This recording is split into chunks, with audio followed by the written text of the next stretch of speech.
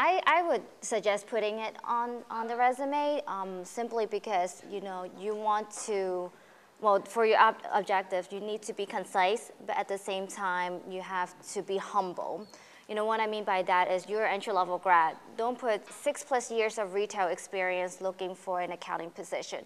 That's, you know, completely not related to each other. So, you know, entry-level grad with, you know, accounting degree seeking an entry-level position within public accounting. Just, you know, as, you know, again, be humble as well as, you know, straight to the point.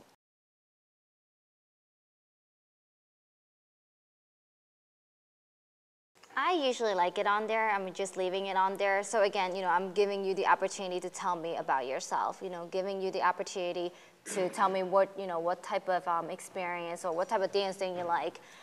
It's really, I mean, it's for me to actually, I mean, to get you talking. But I mean, in terms of, you know, is it necessary to be on there? No, I don't think so. No. I agree with that. It's not necessary, it's useful.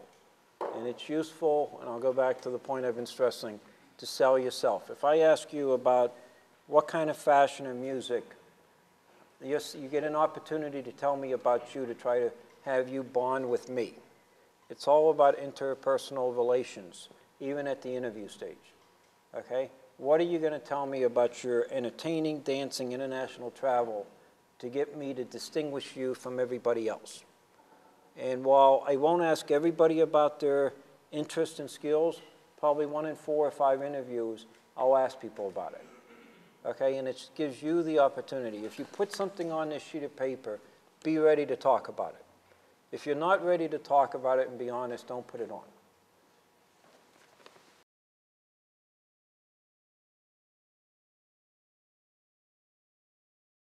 I actually found my first job through an agency. I sent them a more standard because I didn't know who they were sending it to. Okay? If I'm sending it directly to a firm, I would standardize it. Because I want to focus in on that company.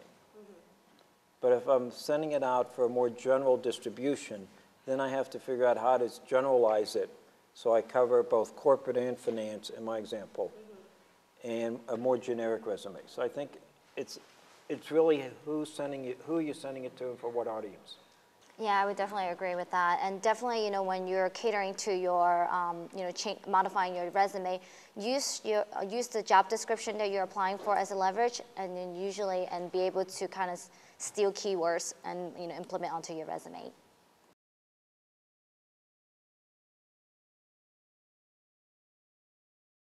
Grades shows me your ability to learn. Okay? What you learned on the job tells me how you absorbed learning on the job. But not so much relevant. I mean, coming out of school, I'm not expecting relevant work experience. Even if you had a summer internship, what you do as a summer internship is not going to be what I have you doing post-graduation. Okay? It's a layup job, in my opinion, the summer internships. It's a free option for us to figure out whether we should invite you back. Okay? GPAs tells me your ability to learn. But I'll go back to what I said. Not all 4.0 GPA people succeed because they're not willing to work hard and work.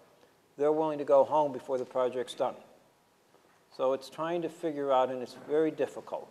If you get 50% right, you're a damn superstar in hiring. Trying to figure out who those people are with the intangibles that are going to succeed. Yeah, just know that you can really hide anything.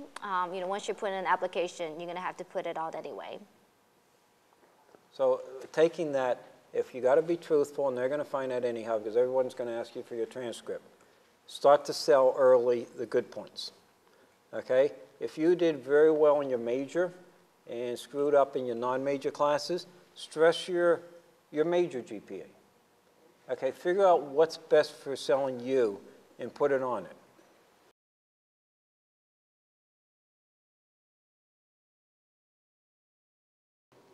But the amazing part, when you start to think about it and I look back, is what was important. It's really having confidence in yourself and your abilities. When I look back and I say, graduated, went for my first job, you're working with people with experience, you have some doubt in the back of your mind. But if you work hard and really push yourself, you're going to find out pretty soon that Penn State gives you the skills to succeed if you have the confidence in yourself. Okay, it's not always the most successful or the most educated, the smartest people that succeed in business.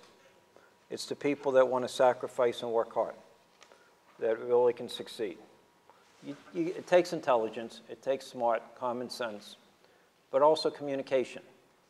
One of the biggest things you look for in hiring people, and I think moving up in business, is your ability to communicate. I was a finance major at Penn State. I admit I graduated with terrible writing skills. Okay? I got my first job because I was good with numbers. I quickly learned that my opportunities would be limited if I couldn't communicate. And I had to teach myself how to write business-wise on the job. And that's a lot of pressure you put on yourself, because you know you're not going to succeed without it. Business, nobody has the time to read 10 pages. Okay? They want to read 3/4 of a page at most. How do you put 10 pages worth of thoughts into 3/4 of a page? And it took me staying up, working late, rewriting the same damn paper 5, 6 times to condense it. And that's one of the biggest things I had to learn early in my career, was how to do that and how to communicate effectively. Okay, you're going to have great opportunities come up, whether it's right out of school or after, but long term, you really have to know how to communicate. Okay, you're a different generation than I am. You guys communicate with Twitter and everything else, BlackBerry, emails. It's a different communication than necessarily business. But communication, if you're good in that and you're smart, you can succeed. Okay, it may not be the greatest job first. Grab a job for skills rather than necessarily money at first, because with skills, long term, is going to pay off. And you're running a marathon working career. It's not a sprint.